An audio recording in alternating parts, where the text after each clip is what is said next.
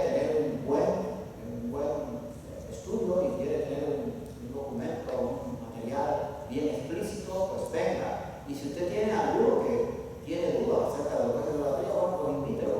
El próximo miércoles vamos a tener este estudio. A partir de ahora vamos a anunciar los estudios. Pero si ustedes que participan de los estudios tienen en mente algún estudio que ustedes dicen, oye, pastor, sería bueno colocar tal cosa, usted me lo dice. Y tenemos muchos estudios, pero bueno, si no lo preparamos. Pero ustedes tienen el derecho de decir, bueno, pastor, me gustaría tocar este tema. Acuérdense que es estudio bíblico, porque una cosa es estudio bíblico, otra cosa es mensaje. Pero el estudio bíblico es mucho todo lo que quizás usted quiera saber. Así que si usted tiene algo, alguna preocupación, pues algo vamos a ver y en el tiempo que podamos lo vamos a tener. Pero recuerden, el próximo miércoles vamos a dar un estudio bien detallado de qué es la idolatría, qué dice la Biblia, qué consecuencias tiene y cómo se practicó en el tiempo antiguo, desde cuándo se comenzó y cómo se practica. Así que les invitamos a ver.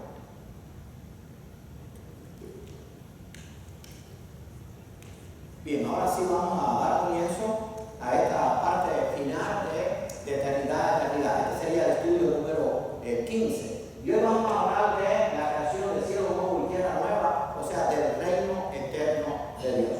Esperamos que algunas dudas que usted pueda tener, pues usted pueda disiparlas en esta noche. Y todo lo que vamos a enseñar está dentro de la palabra de Dios. Y acuérdense que siempre pongo esto en contexto, o sea, para tener la idea central. Las cosas secretas pertenecen a Dios, pero las reveladas pertenecen a nosotros. O sea, hay algo que Dios quiso revelar. ¿A quién? A sus hijos, punto. Se lo reveló a los profetas, se lo reveló a su iglesia, lo reveló a los discípulos, y el apóstol Juan fue el que tuvo la gran revelación de poder escribir el libro de Apocalipsis. El apóstol Pablo tuvo en el tercer cielo. Así que hay cosas que Dios reveló, pero a sus hijos. Y las cosas secretas, pues sencillamente pertenecen a él. Vamos a ver la descripción de este mundo por fuera. Y voy a decir algo de más adelante para que si usted había oído decir algo diferente a él. Pero el día del Señor tendrá como la hora en la noche, en la cual los cielos pasarán con grande estruendo y los elementos ardientes serán deshechos y la tierra y las obras que en ellos hay serán quemadas, puesto que todas estas cosas han de ser deshechas. ¿Cómo no debemos nosotros andar en santa y piadosa manera de vivir, esperando y apresurando para la venida del día de Dios, en el cual los cielos encendiéndose serán deshechos y los elementos siendo quemados se fundirán? Quiero señalarle esto: la palabra deshechos en el griego quiere decir disueltos. La Biblia dice que Dios va a destruir este universo y la tierra por fuera, pero algunos piensan que es como una purificación. Yo pienso que no, porque hay muchos pasajes bíblicos que hablan de que va a ser destruida la humanidad. ¿Puede Dios destruir todo el universo y la tierra y hacerlo de nuevo? Claro.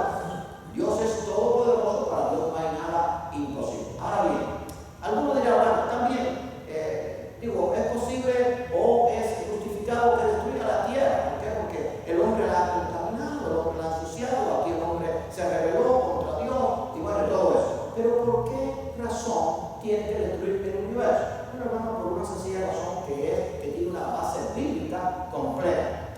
Cuando hubo la rebelión en el tercer cielo y que los ángeles junto con Satanás fueron arrojados y todos creen a acorde como le dice allí al capítulo 12 de Apocalipsis, que fue la tercera parte, esos demonios habitan el segundo cielo, o sea, todo el cosmos. Ese es su territorio. Y claro, pueden venir aquí a la tierra, bien y entran, pero han contaminado todo el universo de Dios. Por eso es que dice que los cielos, si usted vuelve aquí al pasaje, dice allí el pasaje, pero el día del Señor tendrá como una noche en la cual los cielos pasarán con grandes estruendos. Cuando hablo de los cielos, estoy hablando del universo, y los elementos abiertos serán deshechos, y la tierra y las obras que en ellos serán quemadas. Fíjense que separan los cielos de la tierra, porque si usted va al primer libro de la Biblia, que es el Génesis, usted va a ver que dice, en el principio creó Dios los cielos, todo el universo y la tierra. ¿Por qué le permitió la tierra? Porque aquí puso al hombre, aquí fue donde vino Cristo a morir en una cruz para pagar por los pecados de todos nosotros. Aquí fue donde Dios se hizo carne y por eso nosotros creemos firmemente que no hay vida en ningún otro planeta, por una sencilla razón, porque Dios separó la tierra del demás universo. Y además, si hubiera vida en otro planeta, Dios lo hubiera revelado a los profetas, porque dice en el libro de Amós que no hará nada Dios sin que se lo revele a sus siervos los profetas. si alguno quiere pensar que es vida contemporánea, no va a ser su problema, pero yo creo que la luz de la Biblia que no. Pero ¿por qué Dios va a destruir los cielos y la tierra? Porque el universo entero ha sido contaminado por Satanás y por lo tanto van a ser desechos. Esa palabra desecho, vuelvo a repetir, quiere decir que va a ser disuelto. Y fíjense lo que dice ayer, lo último que está en 2 Pedro, y los elementos siendo quemados se fundirán, o sea, va a ser una destrucción total. ¿Por qué? Porque el hombre lo ha contaminado todo aquí en la tierra y las huestes de demonios lo han contaminado todo en el universo. Ahora bien, hay una esperanza para el creyente, esa es la esperanza que el mundo no tiene. Pero dice el apóstol Pedro, ahí mismo, con la revelación que tuvo del Señor, pero nosotros esperamos, según su promesa, cielos nuevos y tierra nueva, donde mora la justicia. Pero nosotros esperamos, según su promesa, cielos nuevos y tierra nueva. O sea, todo lo que hay va a ser destruido. ¿Por qué? Porque Dios va a crear de nuevo. ¿Por qué? Porque Dios quiso hacer, lo que Dios quiso hacer al principio lo va a hacer al final. Cuando Dios creó el universo y creó la tierra y puso al hombre, acuérdense que cuando creó todo eso, Él quería que todo eso permaneciera así como Él lo había creado. Pero ¿qué pasa? En primer lugar, cuando Dios la rebelión en el cielo de Satanás y los demonios, los ángeles caídos, y entonces se contaminó el universo. Y después el hombre, pues se rebeló contra Dios, y entonces también contaminó la tierra. Pero hay esperanza para creer. Nosotros esperamos, según su promesa, cielo nuevo y tierra nueva, en los cuales mora la verdadera justicia, que ahora no existe en el mundo actual. Porque el mundo actual, aunque habla de justicia, aunque se enseña la justicia, aunque hay hombres que administran la justicia verdadera no existe. La justicia está contaminada, la justicia está falsificada, la justicia está reservada solamente para algunos y para el pobre y quizás el que no tiene recursos, la justicia no le llega. Pero un día Dios va a crear un nuevo cristiano nuevo, los cuales mora la justicia, la verdadera justicia. Así que hay una esperanza para el gente. Ahora, una esperanza realizada. ¿Por qué? Porque Juan vio esto. Y si usted lee en el libro de Apocalipsis, está en el capítulo 21, dice esto está, o sea, lo que Dios va a hacer es como si estuviera Él. ¿Por qué dice esto está? Esto busca el pasaje, está en el capítulo 21 de Apocalipsis. Porque lo que Dios va a hacer, ¿quién lo podrá evitar? Nadie. Por eso dice esto está. Pero dice que Juan vio un cielo nuevo y una tierra nueva, porque el primer cielo y la primera tierra pasaron y el mar ya no existía más. Hay algo aquí que quiero señalar. Bueno, en primer lugar, Juan le fue mostrado el nuevo cielo y la nueva tierra.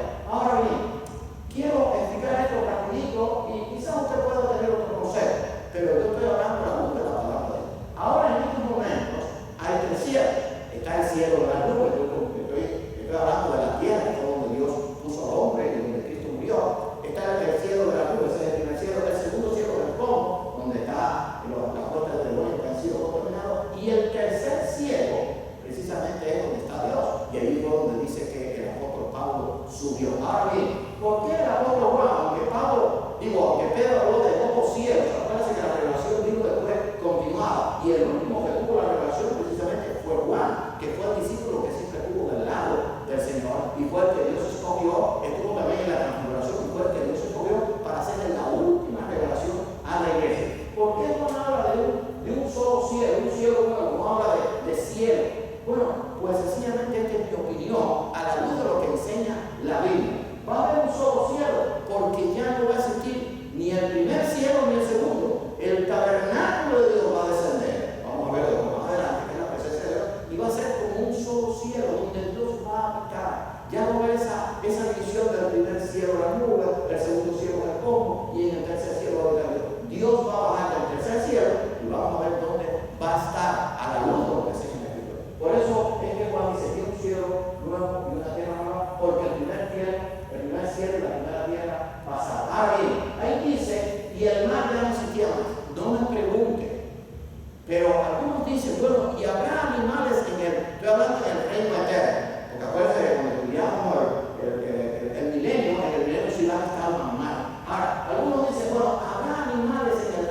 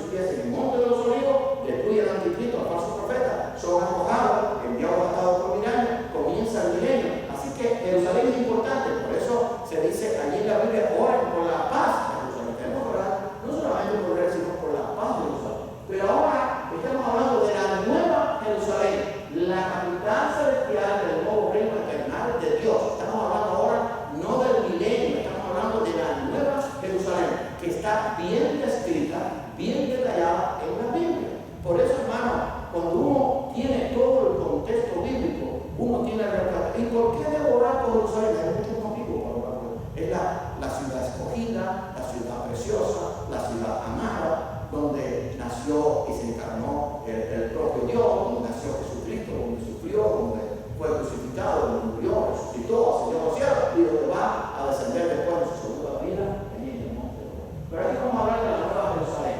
Sus medidas. Se van a ver que se repite muchas veces leer Apocalipsis 21, porque en Apocalipsis 21 está toda la descripción de la Nueva Jerusalén. Y voy a decirles algo, no cometan este error, de que lo que dice Apocalipsis es figurado, porque si usted pone todo el libro de Apocalipsis figurado, entonces ¿saben qué? Hay que arrancarlo de ahí. Yo no creo que sea figurado. Para mí todo eso es literal, porque Dios lo mostró al apóstol Juan. No fue algo que Juan sino que él se lo mostró y Juan lo vio. El ángel se lo mostró y Juan lo vio. Y lo que vio fue lo que escribió. Así que no es literal como algunos quieren. Digo, no es figurado como algunos quieren decir. Todo lo que está escrito ahí es literal, a la luz de la interpretación bíblica, a la luz de lo que Dios ha puesto. Ahora, el largo de la medida de la Nueva Jerusalén, el largo de 12.000 estadios, el ancho de 12.000 estadios, el largo de 12.000 estadios, está dando unas medidas cúbicas, o sea, está dando largo, ancho y largo, ancho y alto. Ahora, 12.000 estadios equivale a 2.160 kilómetros. Esa fue la conversión que yo hice. Usted puede buscar en su tabla de medidas en su libro y va a ver que la conversión va a dar aproximadamente esto o unos 1.200 o 1.300 millas. Pero yo diría que son 2.160 kilómetros. Ahora, si usted coge ahora donde está Jerusalén y allí pone 2.160 kilómetros, va a ver que entonces parte del mar Mediterráneo. Porque no puede haber mar donde está la ciudad. Entonces algunos dicen, no puede ser, no.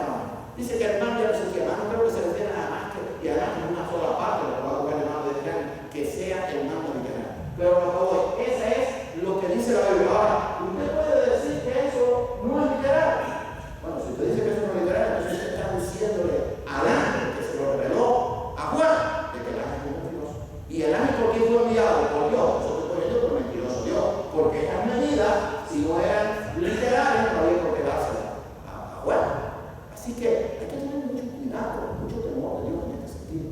Los secretos no se preocupen por ellos, eso lo vamos a ver, pero lo es un revelado. Así que, y vamos a ver por qué tienen estas medidas. Así que vamos a ver ahí abajo. Ahora, la descripción, por ahí está en el capítulo 21, puede leer ahí, está todo. Ahora, creemos que en esta ciudad van a estar las moradas que el Señor Jesucristo mandó a preparar para los que le aman. Y vamos a ver el pasaje que está allí, que viene, porque aparece que esa ciudad va a ser grande. Dice, entonces tú de vuestro corazón crees en Dios, crees también en mí. En la casa de mi Padre muchas moradas hay. Si así no fuera, yo hubiera dicho, voy pues a preparar lugar para vosotros. Y si me fuera yo a preparar el lugar, vendré otra vez y os pondré a mí mismo para que donde yo estoy, vosotros también estéis. O sea, vamos a tener, ¿cómo se llama? Toda la tierra para disfrutar del universo. Vamos a poder, yo creo que de alguna manera también disfrutarlo, porque me parece que no va a haber restricciones como nosotros tenemos ahora. Y vamos a dar un material que está incluido, lo que vamos a dar, de qué cosa es un cuerpo glorificado, inmortal, incorruptible. Pero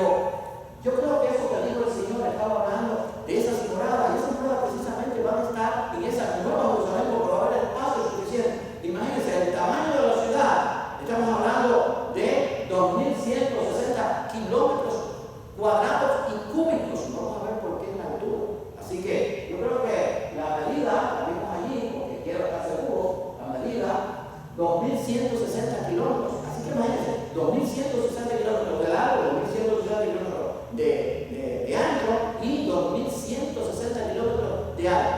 Y no creo que sea para hacer edificio, no creo que el premio sea cualquier edificio. Fíjense eso. Son moradas. Los edificios ahora manifiestan en el mundo la prepotencia del hombre. Fíjense que ahora las grandes ciudades están luchando para ver quién hace el edificio más grande. Que por cierto, hasta ahora el edificio más grande del mundo se encuentra en Dubái. Y precisamente ahí fue donde se hizo, en ese mismo territorio, la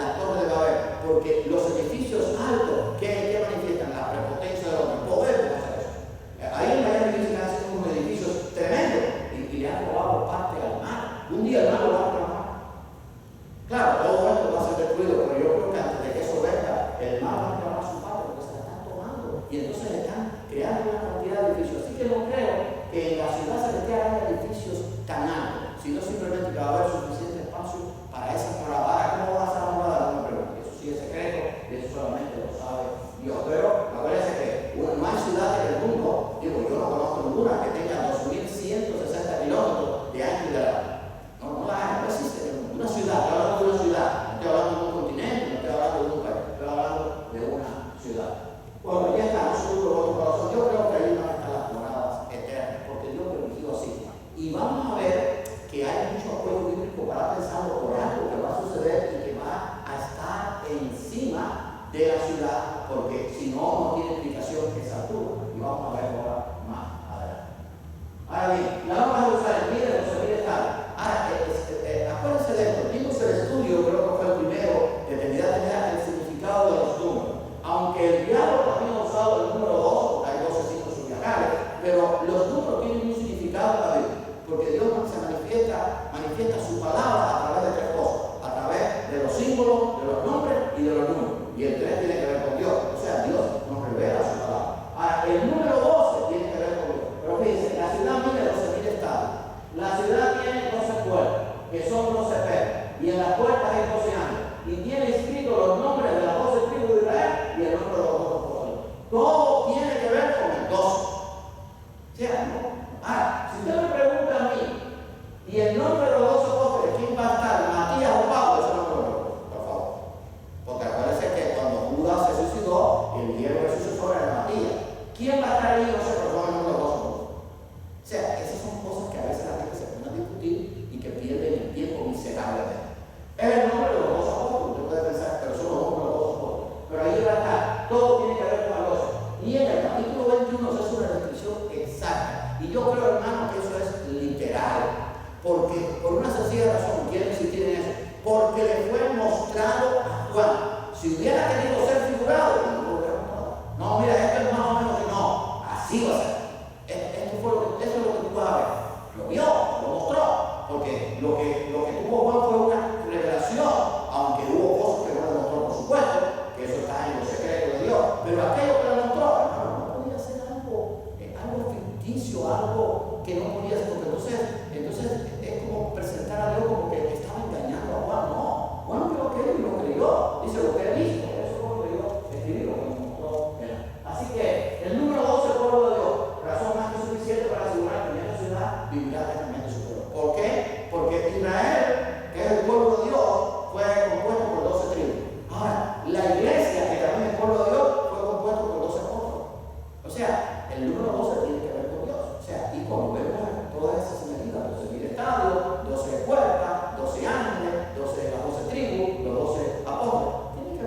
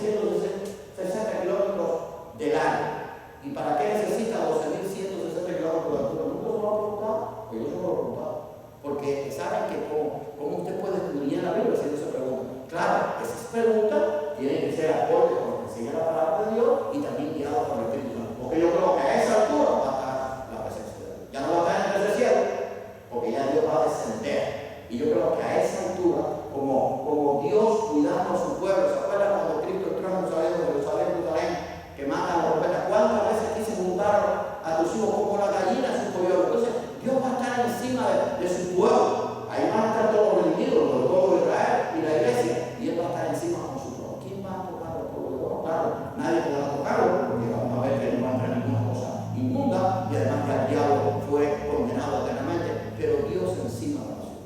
Entonces, sí tiene razón, ¿verdad? Porque si usted me dice a mí, ¿cómo yo me explico? Bueno, uno puede decir, bueno, porque yo pienso, pero algún motivo tiene que tuviera 2.160 kilómetros de altura. Yo no sé si usted se ha imaginado lo que son 2.160 kilómetros de altura. Estamos hablando aproximadamente más del lago de la Florida. O sea, la Florida y parte de Georgia. ¿Tú se imaginas? Si hubiera no puede haber un edificio de ese alto. ¿Para qué esa altura? Bueno, yo creo, a la luz de lo que sea la escritura, y viendo que dice que el tabernáculo de Dios va a estar con los hombres, que a esa altura, porque ahí van a morar los hijos de Dios, todos los hijos de Dios, que hablamos antiguo y Nuevo Testamento, a esa altura va a estar precisamente la presencia de Dios, que ya no va a estar en el tercer cielo, sino que va a estar ahí presente, y vamos a ver que lo revela.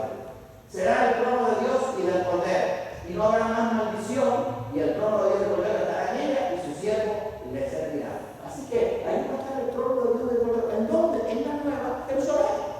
Pero yo creo que precisamente va a estar a esa altura. Lo vamos a poder apreciar. Pero acuérdense que Dios siempre se ha manifestado como el Altísimo. Pero uno de los nombres, el Altísimo, ¿verdad? Dice, y no habrá más maldición, y el trono de Dios y del Cordero estarán en él. Déjame ver si yo aquí me había pasado algo, no, el trono de Dios. Y entonces, ese trono de Dios, que será el trono de Dios y del Cordero, dice que estará allí el trono de Dios y del Cordero, porque estará allí en su siervo de cielo. Fíjense que habla del trono de Dios y del Cordero, porque Dios es manifestado en tres personas, ya lo hemos dicho muchas veces, y vamos a ver que se adora tanto a Dios como al Cordero, porque los dos son uno. Y claro, el Espíritu Santo también está presente. Si usted ve allí en una de las visiones o de la revelación que le hizo el ángel a Juan, vio que allí también estaban los 7 Espíritus de Dios. O sea, ahí está la Trinidad. Allí como Juan vio todo aquello que le fue mostrado por él. Verán su rostro. Y dice, y verán su rostro y su nombre estará en su frente. Apocalipsis 22. Hermano, yo no lo puedo cambiar. Algunos no, mire, yo lo voy a decir. Ahora, en este cuerpo de muerte, nadie puede ver a Dios. Ni aún los profetas lo vieron. Dice que no hay hombre que vea a Dios y muera. O sea, no puede ver, en este cuerpo de muerte se puede ver a Dios. Pero un día vamos a ver el cuerpo de Dios. Y su nombre va a estar en su frente. Porque vamos a tener un nombre nuevo. Claro, aquí no está ese detalle. Hubo ahí en el Apocalipsis 21, creo que está en el capítulo 22. 21 y 22 se describe. Vamos a tener un nombre nuevo. Pero vamos a ver el rostro de quién, el rostro de Dios. Vamos a ver el rostro de Dios y del Cordero juntos. Lo vamos a poder ver, lo vamos a poder apreciar. Quizás usted pueda decir, bueno, y podremos ver ese rostro. Bueno, lo que me dice aquí es lo que yo creo, y verán su rostro. Ahora, usted puede decir, bueno, quizás veamos el rostro de Cristo. Ahora, la pregunta es, si yo veo a Cristo, no veo al Padre. Tenga cuidado si usted dice que no. Porque cuando Felipe le dice a Cristo, oye, muéstranos al Padre y al Papa, ¿qué fue lo que le dijo Jesucristo? El que me ha visto a mí, ha visto al Padre. Así que si usted dice que este rostro vamos a ver es el de Cristo, está viendo el de Cristo. Pero yo creo que vamos a ver el rostro de Dios y del Cordero. ¿Por qué? Porque ya estamos en el reino eterno con un cuerpo mortal, glorificado, inmortal, incorruptible, para disfrutar la eternidad. Pero aún suponiendo que sea a través de Cristo, no se lo hubiera pasado. Pero aparece que voy a ver a Cristo en toda su gloria. Como sucedió allí en la transfiguración, que fue un adelanto. Y si usted quiere tener una descripción de cómo va a ser el Cristo que se va a manifestar en su cuerpo glorioso, léase el Apocalipsis capítulo 1. Dice que sus llamas son como llamas de fuego, las vestiduras son resplandecientes, sus pies como el bronce bruñido. Describe lo que usted ve. De su boca sale como una espada aguda, que es el poder de la palabra de Dios. Así que vamos a ver su rostro. Es una de las bendiciones que vamos a tener en el reino eterno de Dios. Quizás no lo podamos explicar en detalle, pero dicen que vamos a ver su rostro. Así que yo lo tengo que creer, por eso fue verdad. Ahora, Dios será templo y luz eternamente. Ya no habrá más falta más templos como lo tenemos ahora, que haya una necesidad para poder predicar el evangelio, para poder alcanzar a otros, para testimonio. Porque saben que cada vez que este tiempo se abre, cada vez que aquí entra los carros, sea un miércoles, sea un martes, sea un domingo, sea lo que sea, es un testimonio de todo lo que está alrededor. No importa si nunca has entrado aquí en el día del uso que tienes curso. Oye, tenés un templo. ¿Por qué no entras a ver qué se predicaba ahí? Bueno, pues si se predica otra cosa, como sea palabra de Dios, ok, pero ¿por qué no fuiste a investigar? Porque mientras se dice palabra de Dios, hay que se hacer. Pero ya no habrá más templo, el templo será el propio Dios y habrá una luz eternamente. Así que vamos a ver lo que dice la palabra de Dios. Y no viene ella templo, o sea, no hay más templo, parece que es la misma